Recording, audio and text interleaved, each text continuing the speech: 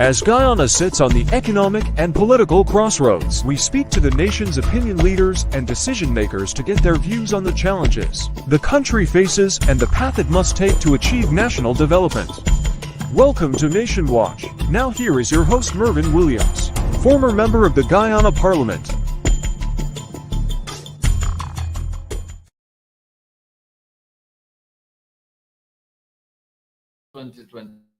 Welcome to Nation Watch. We extend warm greetings to the East Indian community in Guyana. Today marks the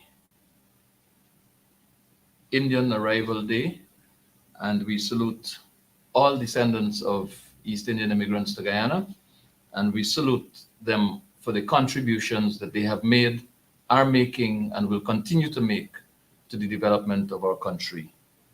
Happy Indian Arrival Day 2024. Nation Watch today will look at the relationship between the capital city and the central government. But before we do, let us take a moment to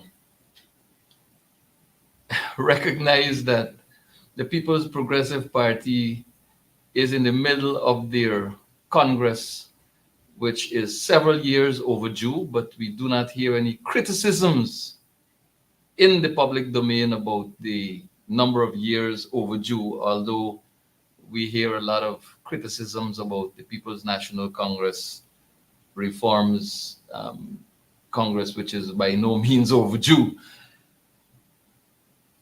The People's Progressive Party talks about one Guyana and boasts about what it has done.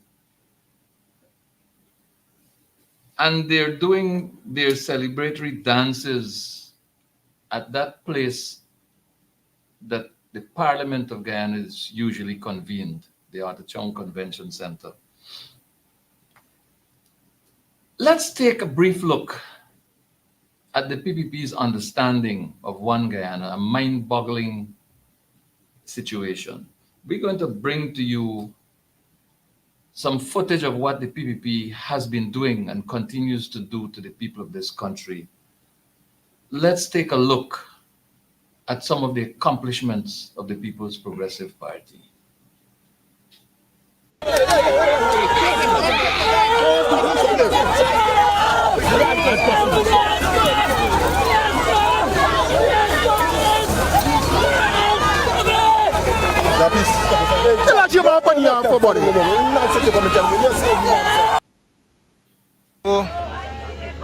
Folks, we're back. They're here now they've broken the houses coming down the line, and they're here to break the remaining houses. But there are people in this house.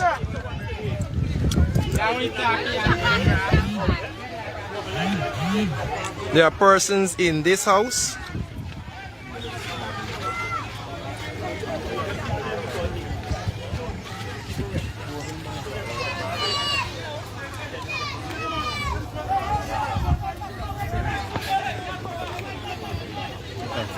Yeah. So there are persons trying to move out their stuff from the house, the fridge. Open the window, let us see how you. Are you broke the fucking bridge and the people? We apologize for the language.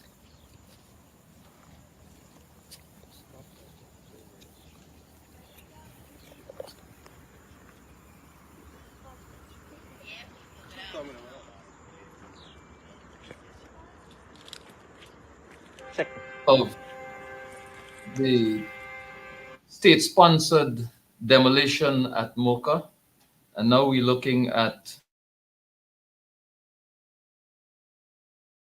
the foot of the hill leading to the Linden-Soesdijk Highway.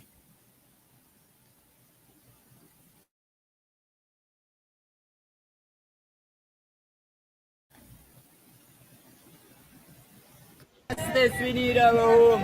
Our home was being wiped out, and we was being promised to get you will see the composition of the um, ethnic representation here, and you will understand what is really taking place. Babies in arms, mothers, young people.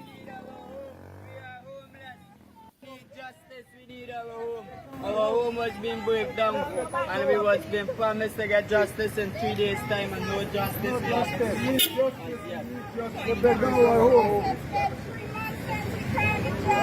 We need the promise in 2 months. Kaya natin, yan. Some of the accomplishments of the People's Progressive Party in government from 2020 to 2024. And we're going to show you some photographs of what happened at the seawall not so long ago, where vendors were displaced with no alternative offered to them. And the mayor and councillors of the city of Georgetown engaged those persons with a view to finding solutions to their situation. So there was this massive demolition exercise, which a minister who is also a minister of religion promised would not have occurred. Soon after his promise was made, it was broken.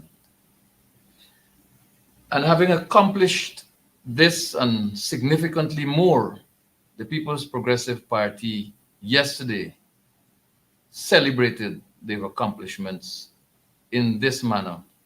Without rhythm, of course, but they celebrated nonetheless.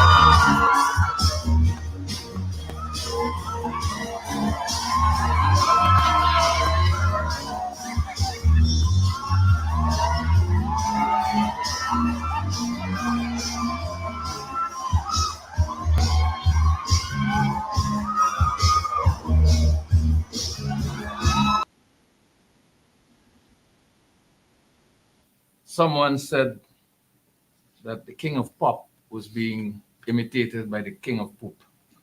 I do not endorse that observation, but I felt compelled to repeat it.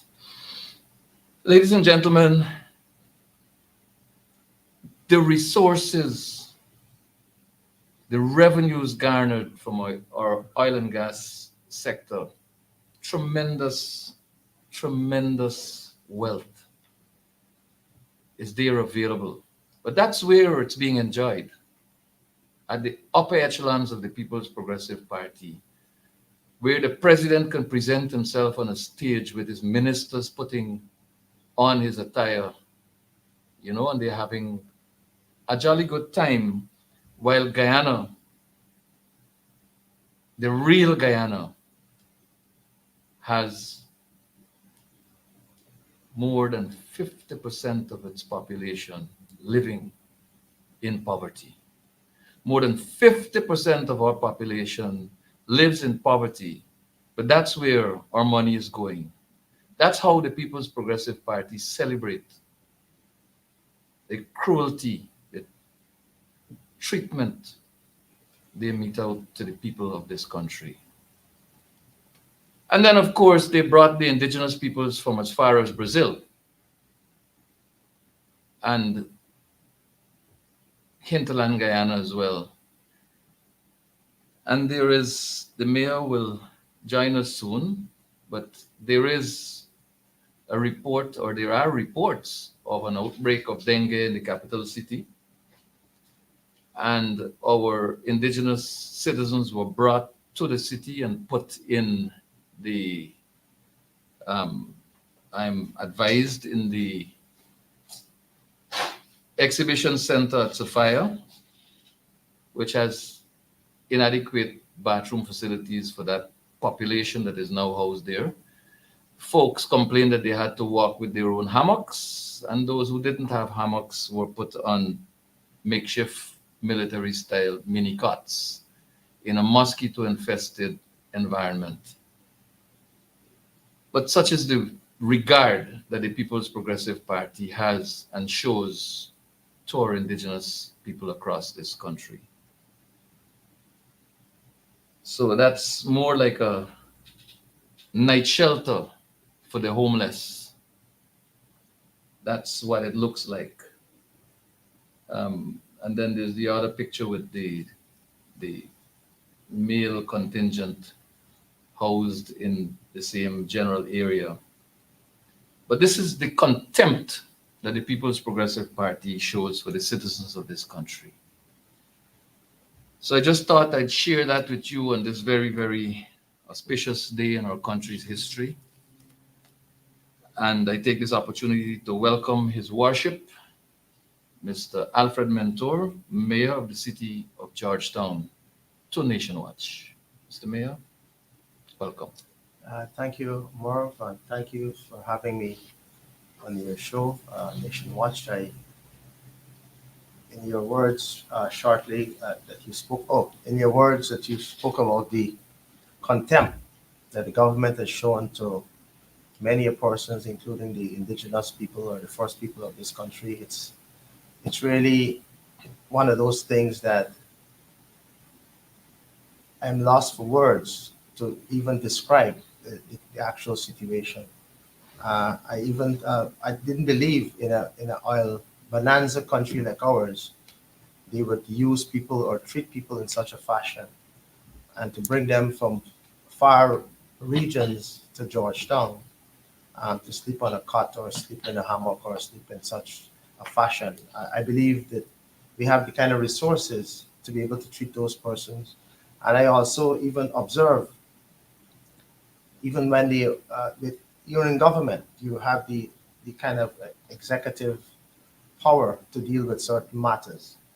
And I would have seen, even in Guyana, where we're trying to reduce styrofoam boxes and all of that, you would want people to enjoy some of the, sweet of the party as well. You bring those persons out from party groups all around the country to eat in a styrofoam box. I thought that was a little bit absurd, and I thought that was an observation I had when I first saw persons even, enjoying a meal in a box. It was a bit short for me, and I thought that it's a big oversight by the government themselves to have persons enjoy at a Congress that is the highest decision-making body of that party, to come to the city to eat in a box and as well sleep on cots. Well, the highest decision-making forum in the PPP is one man, not a Congress. Things have changed. Well, Mr. Mayor, talk to us about life in the municipality of Georgetown. What is the relationship? It appears to the onlooker that the relationship between the mayor and councillors of the city of Georgetown and the administrative arm headed by the town clerk, that relationship appears to be strange, if not strained. Talk to us about that relationship and if that has any bearing on the Central Ministry of Local Government and its influence. To answer your question, Mr. Williams, on this matter, yes, the relationship is not the most perfect one.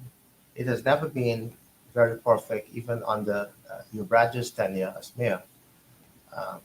I've always been a kind of a go-between in trying to bring solutions to the table, in general. But as it stands now, it's still strained. It is still one that I have to find solutions to work with the administration, to treat with different persons from the town clerk to the engineers and all the other officers of the council. And I have been working outside of the box, inside the box, working with councillors, trying to find solutions. But at the end of the day, that relation in relation to the minister or the ministerial or the local government itself, making decisions from 4th Street that impact the City Hall at Avenue Republic. Those kind of decisions and those kind of interference where government persons inveigle themselves in the decision making of the council continue to happen to this day. And we believe that something must be done, something ought to be done, and some kind of measure should be put in place at the level of the legislators to be able to treat with these issues. As an autonomous or semi-autonomous body, we need to have more autonomy in treating with matters, and that local government officers, while they work or they're servants to the council or creatures of the council itself, should not be have to be able to bend over sideways and backwards, please, central government. They should be able to operate on the mandate of the various councils and to be able to treat with their jobs and to be independent of these national government players. But there seemed to be a shift because the last central government at the level of the executive, they dealt with issues differently. But let's not go there just now. Let's look at the kind of interference, for want of a better word, that the central government at the level of the Ministry of Local Government get involved in a positive sense. In 2018, the government of Guyana, under President Granger, started a process that would have resulted in the reconstruction of the Stabroek Wharf.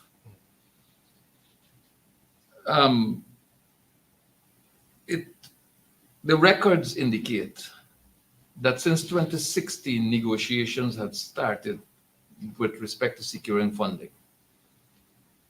Some 53.2 million pounds sterling, equivalent to 16 billion Guyana dollars, was already committed in the pipeline for the reconstruction of this wharf at Stabroek. It was the projection of the government then that that project would have gone out to tender mid to late 2018 and funding provided so that it could go out to tender and the construction could start by early 2019. This was under Minister Patterson's area, and at the time, Patricia Chase Green was the mayor of the city of Georgetown. So the PPP has institutional memory regarding what was planned for Stabroek Wharf, because Patricia Chase Green is now a member of the People's Progressive Party. Obviously, she can share that information with them with great ease. Then came the no confidence vote in 2018, it was, and there were no budgetary allocations possible to start this project in 2019. Why would the People's Progressive Party abandon such a fantastic project when the funds were available and all arrangements in an advanced stage? That's the question in the mind of many Guyanese. But when Minister Robeson Ben visited the scene in the company of the Minister of Local Government, Ms. Parag, I think her name is, there was a pronouncement that this is the responsibility of the Mayor and City Council of Georgetown. Comment, if you would, Mr. Mayor, on this whole business of neglect for blame. There's also Freddie Kisoon, who recently said on a program that the PNC is neglecting the city, making it dirty so that the central government could get blamed. But we'll come to that a little later on. Comment specifically for me, please, on this business of abandoning this mega project and now blaming the city for the collapse, the recent collapse of the Stabroek Wharf. Well, to answer the particular question that you've asked in relation to the collapse itself and the blame game, I would have been out there myself, one of the first responders to the rear of the wharf collapsing. The reality of it is that that particular wharf was cordoned off, that particular wharf was condemned, that particular wharf, we would have treated with it in a certain way under the same Chase Green-led council, where we would have put systems in place to treat with that. However, the government of the day at the time would have been working with international investors and other agencies to be able to bring forward a particular project as it relates to the dealing of the Stabroek Wharf as well as the boardwalk setup. But again, the PPP in their own way have come having that institutional memory, but eventually condemning that particular project or not even considering it as part of their plans to be able to treat with these But issues. now they're blaming you. But now they're blaming me for I remember the minister herself, Ms. Parag, was saying that this war fall under the management and control of the council and that it's my responsibility. Yes, it falls under the council and the administration of the council. This is not something that you need to point finger at Alfred Mentor or the general council. I want to even go a little further to speak to this property. This property, while it's a property of the mayor and city council and falls under some remit of the National Trust. There are certain things that you have to do in order for you to touch or to break and to treat with this. And these are things that were all considered under the Ministry of Public Infrastructure then to be able to honor and manage these issues. But for the government to come to lay blame squarely on the mayor and the council, I thought it was a bit ingenious. I thought that if they really meant or understand their pound of salt, they would have come with a plan. The minister herself, the first time she would have visited the market area, it was 2 weeks before. The minister herself, who was named as Minister of Local Government in January of this year, the first time she visited that area was 2 weeks before the collapse of this particular place. Had she been more involved, had she even made a pitch to the council, I don't know which other council she would have met with, but I know for sure she hasn't met with the municipality of Georgetown from an official capacity as Minister of Local Government to be able to speak to policies and plans and programs of the government. Has the city council made an approach requesting a meeting with the minister of any sort? I think, yes, through the town clerk, we've made a request at some point in one of our meetings, but I myself officially has not written to her speaking to having a meeting of the mayor, city council, and the councils of the city of Georgetown.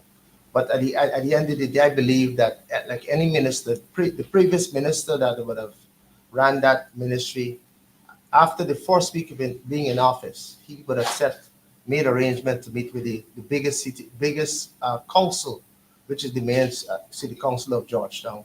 And he reached out to us after the first week in office to have that meeting.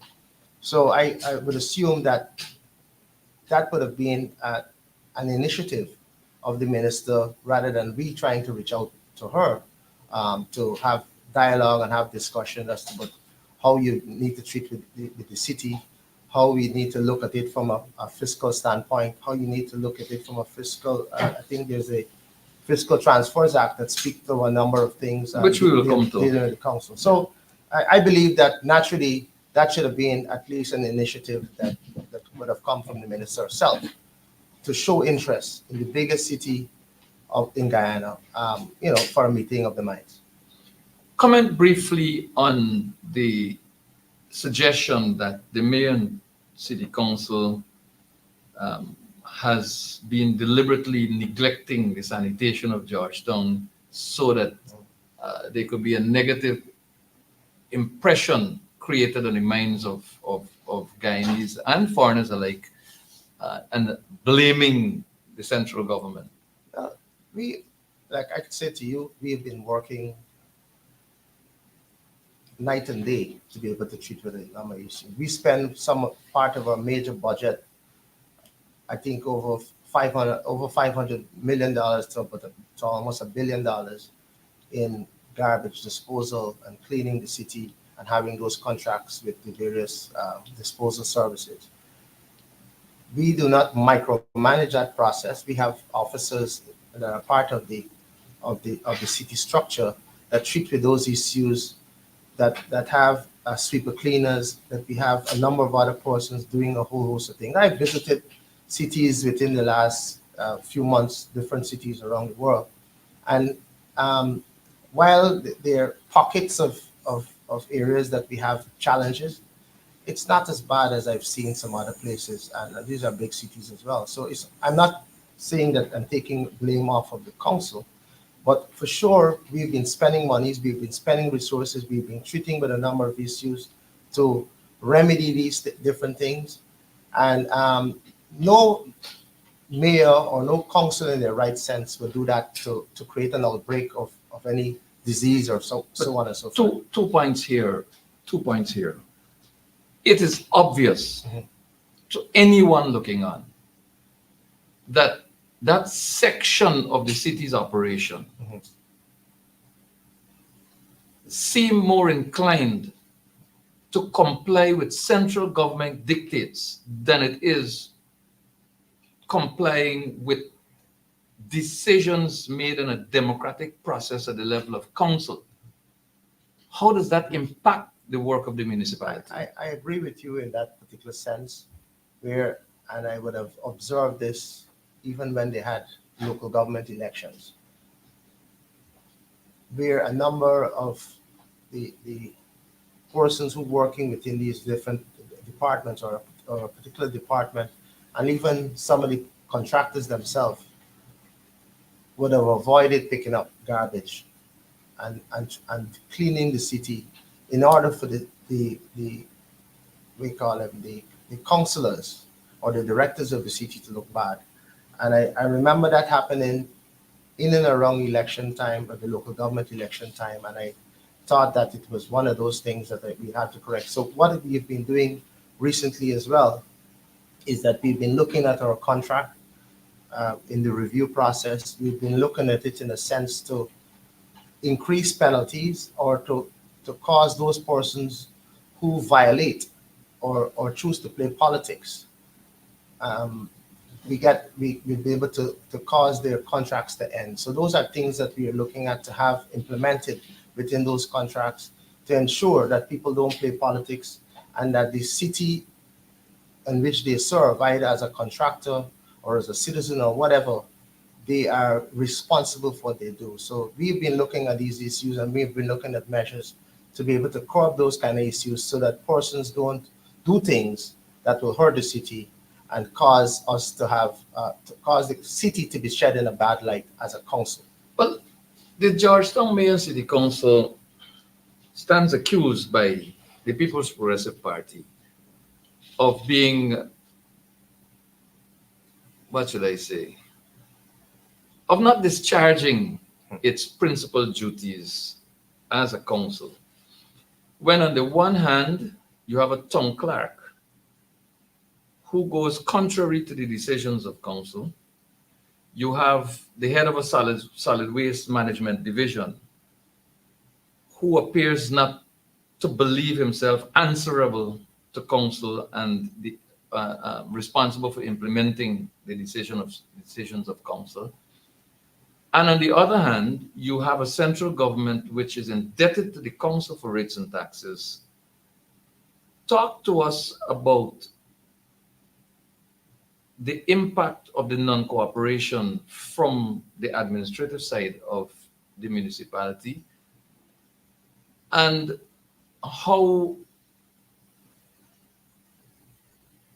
the impact of the failure, refusal, or neglect of the central government to pay its rates and taxes, and tell us what that amounts to at the moment.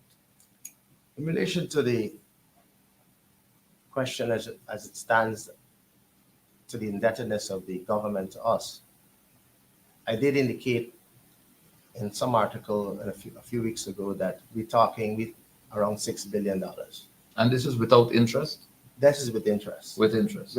With us being considerate and to giving some waivers or looking at some kind of a quid pro quo arrangement, it could amount to about $4 billion or just thereabout.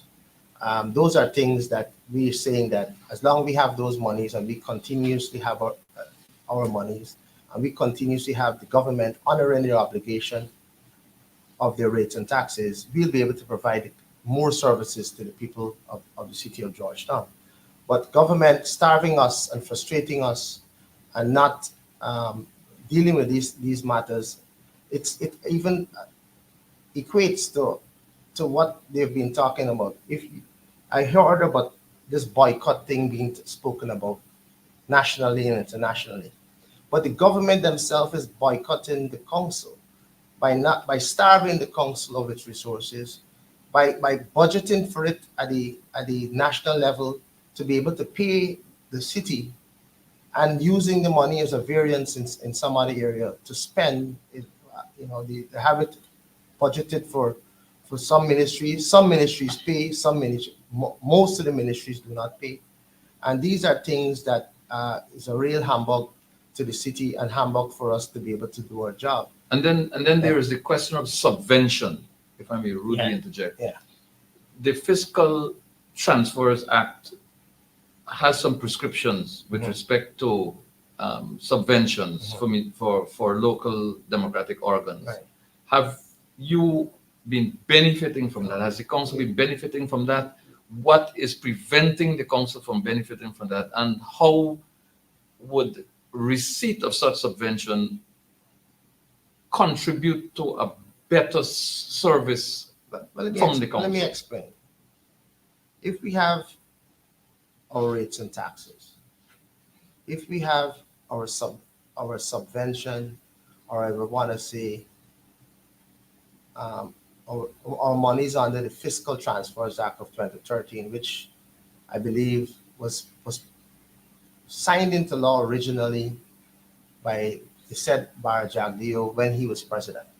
So he's the one who wanted for the city to be treated differently from other towns and NDCs and everybody else because of the size of it, because of its geographic location, and because of its rates and taxes in general. So there were a number of things that were put in place to allow for that kind of situation to happen. What has happened is that the government keep on changing the goalposts. When you have this in place, then they come up with something else. In this particular case, I've heard the Honorable Vice President himself spoke about under the fiscal transfer, you got to have your financials up to date. So one of the things he did ask in the campaign period is that our financials, or all our financial statement have to be up to date. I came and I met a number of things. I came and I would have seen us having different audits. Every year we've been having audits, but it was specific for a certain thing. We've just moved to have at least the last 8 years under the act, and under I think there's a rule as it relates to how far back you could go. But we are doing the last 8 years to allow for us to be compliant, to allow for us to be in place, and that audit has been commissioned. It's been done by one of the major auditing firms in Guyana. The accounts to be sent to the Auditor General. So when we have those in place, I think that's one of the things the Vice President would have suggested. Until we get these things in place, those where we can get it. So But I thought that would come from the Minister of Finance. fine, but I agree. But what I'm saying to you is that the Vice President is the chief spokesperson for the PPP, and he is the one who will guide those particular principles. And what he has done in this particular instance is stated that we got to have this. So this is what we are working on currently, to have ourselves in compliance. And when we have ourselves in compliance, we'll be asking under the Fiscal Transfers Act for funds that is required to the council. When another roadblock is likely to be put up, as Yeah. as in the case of Ipadiji. I want to move on quickly because time is running away from us. Let's talk about vending in Georgetown. There have been a number of approaches to the High Court by businesses requiring and in some instances obtaining orders directing the mayor and councillors of the city of Georgetown to remove vendors from certain geographic spaces. The council has an approach which I understand to be engaging the businesses, engaging the vendors with a view to establishing concrete measures for the alternatives that the vendors can benefit from. There seemed to have been a departure from the council's position by the town clerk based on information in the general public domain. There seemed to have been some diversion here. You have given one side of the story which says that by a certain date, you would have undertaken certain steps in a process. You have said publicly that the town clerk had, in fact, agreed to doing a particular function at the bazaar, but turned out that measures were taken by the town clerk and team to actually remove vendors before the mayor and city councillors had an opportunity to engage them on the question of alternatives. Talk us quickly through that process as it relates to Munishwar's location, the Idaho Banks DH location, and I believe it is also the Georgetown Public Hospital Corporation and its environs. Talk to us quickly about what's happening there, what's the relationship factor doing to the mission of the mayor and city council? What I could say to you as it relates to that particular issue, because I did make it a public issue on the fact that one thing was said to me and councillors, and then something else happened in relation to the cleaning up of the Demico area, as well as the area on Regent Street where there was mandamases granted. These mandamases were granted, but they were also an arrangement between the different parties as to how long and the time frame they give you to be able to treat with it. Like we did with the Munishwars, I would have intervened, and because it was around Christmas time that they wanted to treat with this issue, I think they would have gotten that order in November, and I reached out to the Munishwars to be able to get some more time to allow for at least January 15th for those persons to be removed around their area. Mandamases, as you all know, are orders compelling the town clerk to be able to deal with matters and to treat with the issue and to remove persons from pavements or roadways that are blocking entrances or exit to people's properties. So it's a matter that the town clerk is instructed by law based on the orders to be able to deal with certain matters. And there's not much leg room unless we be able to get some time from those persons or be able to work situations out. So that is what we've been doing. Many of those persons sometimes write us, and we've been working in consultation, having discussions, working with the vendors, seeking alternative arrangements, and so on and so forth. So we've been treating with matters of the council and dealing with those vendors in a way that we could be able to find real solutions. We're working on short-term solutions. We're working on mid-term solutions. And I would like to explain that to the general public. That the short-term ones are we're working with spaces that we're looking at to see how we could treat with issues. We are also seeking ways as to how, just like when we had the parking meter itself, that was to be rolled out. But the rollout, as it relates to using your road, had to be a situation where people come in, people move out, and you have them there from a certain time to a certain time. So that kind of situation is something that we could use those laws or those bylaws to be able to allow people to use, but not to remain there permanently. So those are things that we are working on a short-term basis. On a mid to long term, we've had some plans where we're looking at the Starbuck Market. We're looking at the Vendors Arcade Mall, which is opposite the banks, GBTI and Republic Bank. And we're working on a plan for the border market, where the border market green, where we want to develop those places. Again, those are long-term projects. Those are projects that we're doing feasibility study to increase the stalls there, increase the stalls at the Vendors Arcade Mall, and increase, if we treat with the border green. So if we get all those areas working in tandem and closely knitted, we'll be able to redirect people back to the markets. We'll be able to redirect persons back to those places that will form those long-term solutions. But that is not a project that we could do without central government involvement or the bigger funding agencies to be able to treat with those issues. But we will need that kind of support. And because we feel that vending is not only a local issue, but is a national one. Yeah, I hear you on on the alternative proposals. I hear you on the validity of those proposals. What I'm not hearing you on, I don't know if you're avoiding it or if you missed the question.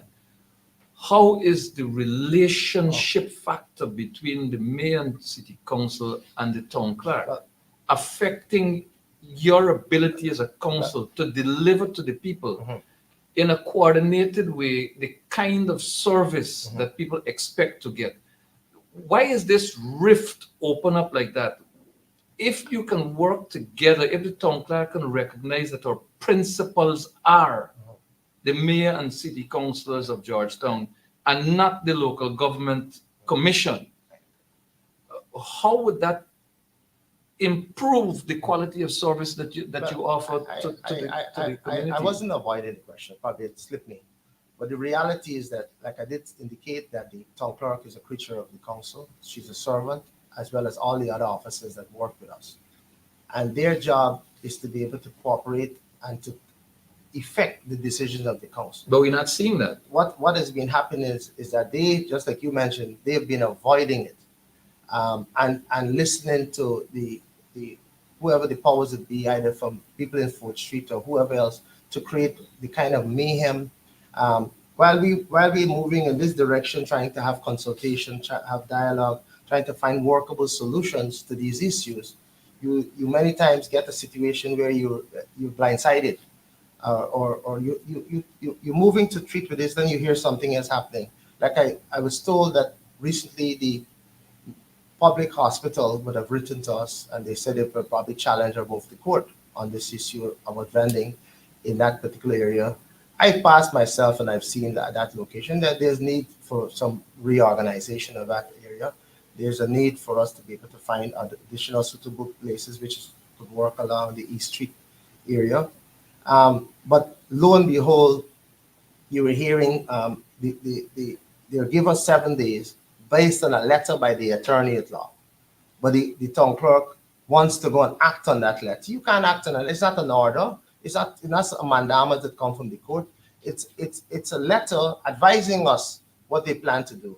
I have since written to the lawyer, because the letter was CC to me. I've also written to the public hospital people, the CEO or the administrator, whoever that is, to be able to speak about how we could be able to treat with this issue in a way that makes sense, in a way that is consultative, in a way that should happen. Like I had to go on the seawall the other day to speak about this issue, of how they got up today and want to move the people tomorrow, and to ask people to be disrupted or displaced based on that particular area. So those are things that we try to work on. Those are things we try to deal with, and those are things we try to work with. But you find ever so often the town clerk has been listening to other persons outside of the council and moving in the direction that is contrary or is in a collision course with what the council wants. But the streets of Georgetown, don't they fall under the purview of the mayor and city councillors of Georgetown? There are certain streets and there are certain roads. There are public roads and there are city streets. No, I'm talking about the streets. The streets of Georgetown, yes. Most or all of them fall under us, and there are certain aspects that fall under the central government. So in the case of the Georgetown Public Hospital Corporation exercise some time ago, I don't mean by the hospital, but I just mean the geographic area, where central government brought in trucks and operators to remove people. I mean, what kind of relief is available to the mayor and city council when there's this brazen intervention by central government over areas and issues which the city council has jurisdiction over, and where is the relief, and or what is a measure of relief available to the city council when the town clerk goes, I know, hear you in relation down to the that, wrong road. but even before I came here, Mr. Williams, I was reading an article, and my interpretation, or I gather, or what I decipher from that article itself, it was in the times of somewhere, not the Ghana times, but times of maybe India or Europe or someplace. But it was speaking to this trickle-down effect. It was speaking about vendors. It was speaking about persons that are not benefiting from this oil bonanza. And one of the things I would have gathered or deciphered from it, where I've seen this energy or this push by central government to displace all of these vendors, and even though they're using their businesses and their funds in those high offices, or those people who own majority of Guyana, so to speak, to be able to use that as a weapon to be able to deal with this. So they're weaponizing this whole vending issue, maybe to cause the kind of chaos and confrontation. But what I observed from the article, or what I gathered, is that what it said, it spoke about Guyana benefiting from the GDP in 2022 was about 63%.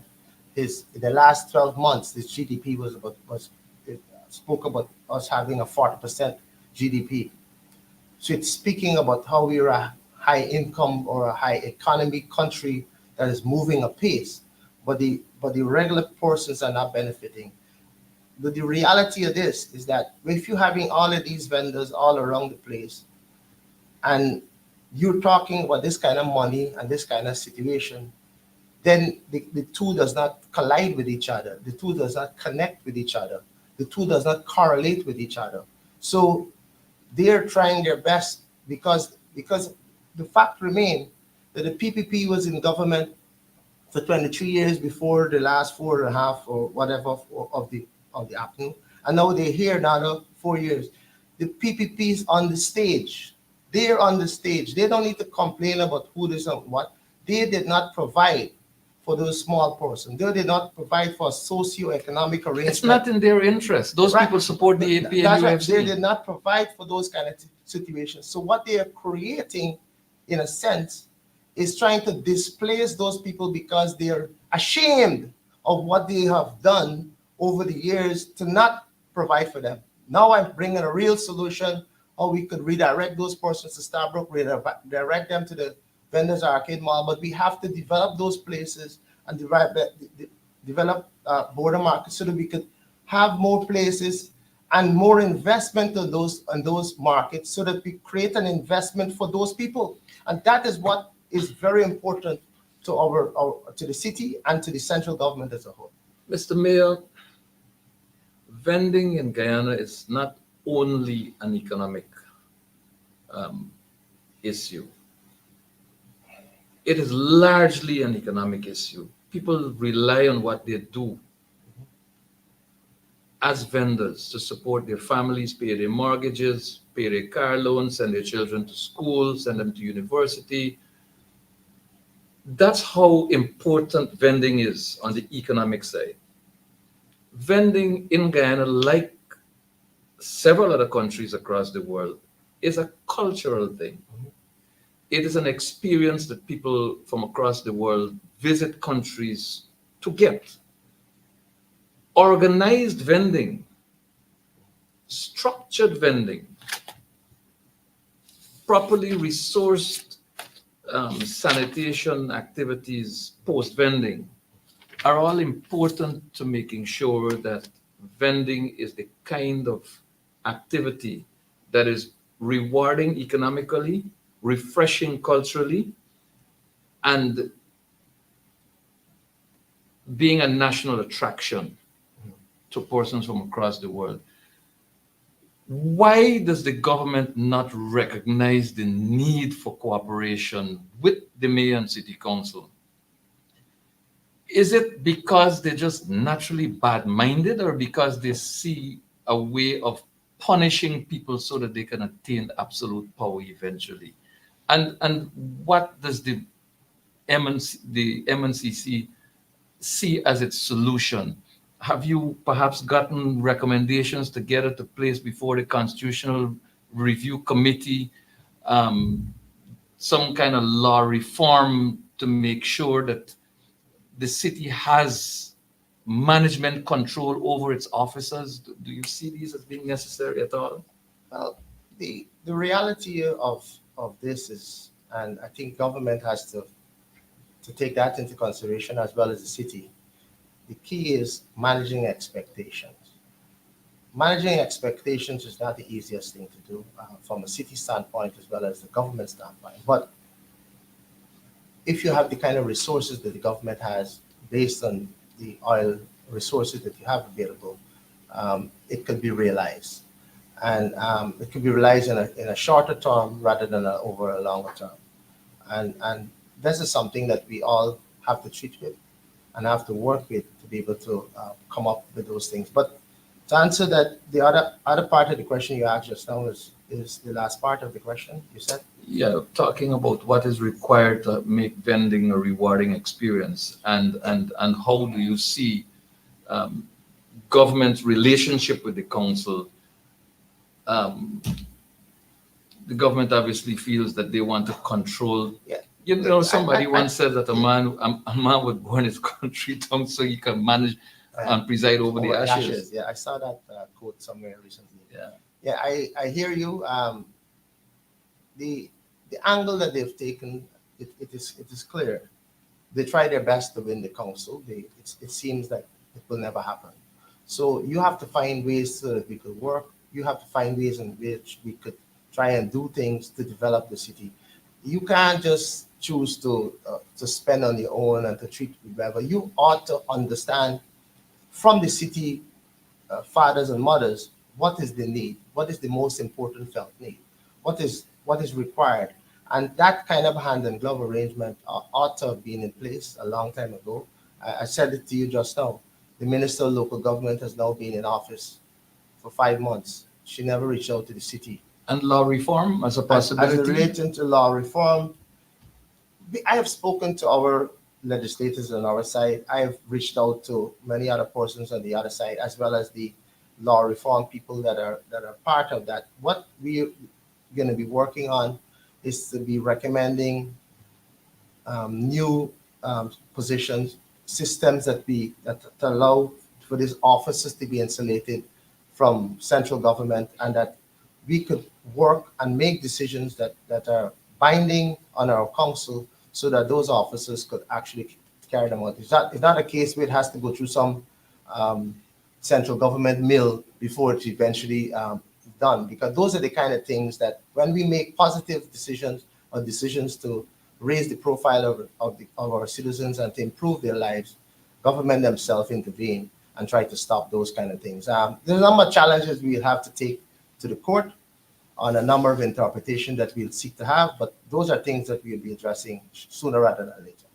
In the 1.5 remaining minutes, the city council clearly is not on top of its public relations operations. The general population is unaware of the challenges faced by the city council in its attempts to satisfy its mandate and to provide quality service to the people. What are you doing about that? Well, in our recent budget here, in the previous budgets before, there was some bit of removal of certain aspects from a PR perspective, where even the administration did not adhere to. We have just moved in this particular budget to address that particular issue, to have a proper PR component, to have a PR consultant part of the process to guide our PR department. We've even moved to have certain researchers and some other people in place. And we've also spoke in that budget itself how we can monetize a number of other of our assets to be able to get more monies out of it, as well as the long-term plan as it relates to fitting with issues as it relates to the 45% or 45% of portions that owe us, either from government side, either from business side, or either from the resident side that owe us rates and taxes. And we intend to at least work through the laws, because the law provide for it under distraint warrant or petty debt. We're not going to move to the part execution aspect of it. There are ways we could work where we work on settlements and payment plans and so on. So we're looking at those methods so we could be able to address those issues and to get those persons paying and doing their civic duty to the city of Georgetown. Thank you, Your Worship. Alfred Mentor, Mayor of the City of Georgetown. A few messages from Nation Watch. Government of Guyana, pay your rates and taxes to the City Council, please. Government of Guyana, Minister of Local Government, Minister within the Office of the President with responsibility for finance, let the City Council have its subvention, please. Businesses, property owners across the city, please cooperate with your City Council, pay your rates and taxes if you're not, and demand the quality of service that you're entitled to as long as you're paying those rates and taxes. To the town clerk, please stop playing politics and serve the people of the City of Georgetown. Work collaboratively with the City Council. Encourage your team to do the same. Vendors, elections are fast approaching. You know who the principal players are in making you uncomfortable, in denying you the right to work, the right to earn, the right to provide for your families. Make sure you remove them from government when election day comes. Because for Guyana to grow, the PPP must go. That's all we have time for today. Until we meet again next Sunday, God bless.